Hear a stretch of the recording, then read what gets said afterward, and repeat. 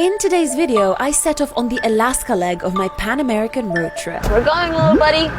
We're going. But things go south pretty much immediately. I am hearing a weird sound, and I really hope it is not a flat tire.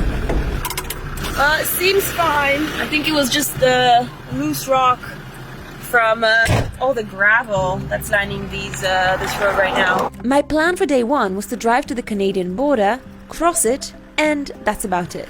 Okay, more strange sounds.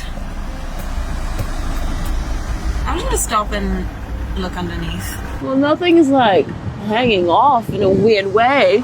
Found it. Holy crap. If I kept on driving, we would have had a serious problem. So these bolts have basically come loose and were on the verge of falling off. Miraculously, not a single one did. So it seems that when we put the new wheels on, we just didn't screw them in properly. Brian said that he will be here in about 45 minutes to an hour and help me out with this mess. And it's only sinking in now. What could have happened if I hadn't stopped? It was this close to falling off.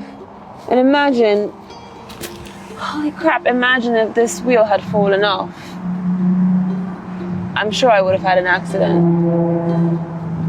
I'm sure I would have had an accident. Oh, honestly makes me feel sick to my stomach. So it turned out that when I put my new wheels on just a few days before, I had clearly not torqued them down properly.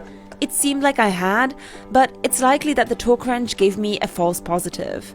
And with a poorly attached wheel, I ended up in this position. That's Tony! Hi, Tony!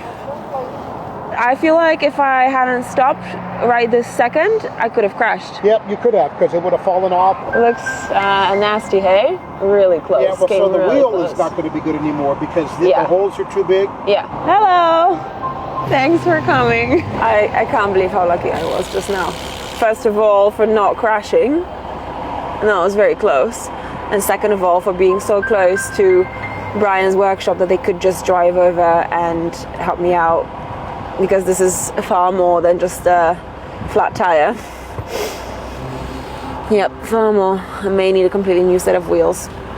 Let's see. Well, we have a new plan.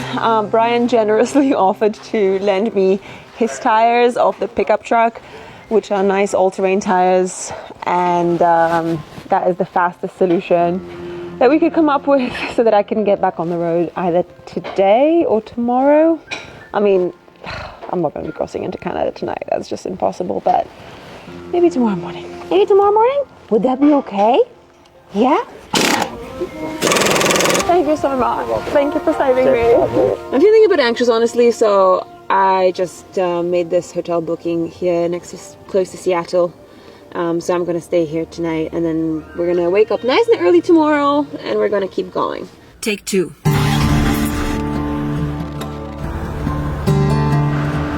Well, I guess this is the border crossing. And the line. If there's one thing I started to get anxious about on this trip based on previous experience, it's the border crossings, even more so than breakdowns. So I was just hoping that this one would go smoothly. Next in line. Got all the documents ready. Let's see how this goes. Made it. I made it. I made it. I'm in Canada. This is a world of difference compared to what I had to go through entering the United States. Okay, tonight's campsite is a nice campsite about 50 miles away from the border. I really thought that we would have some trouble while crossing into Canada potentially, but we didn't. Tomorrow's a big day of driving. I'm heading up north, far north.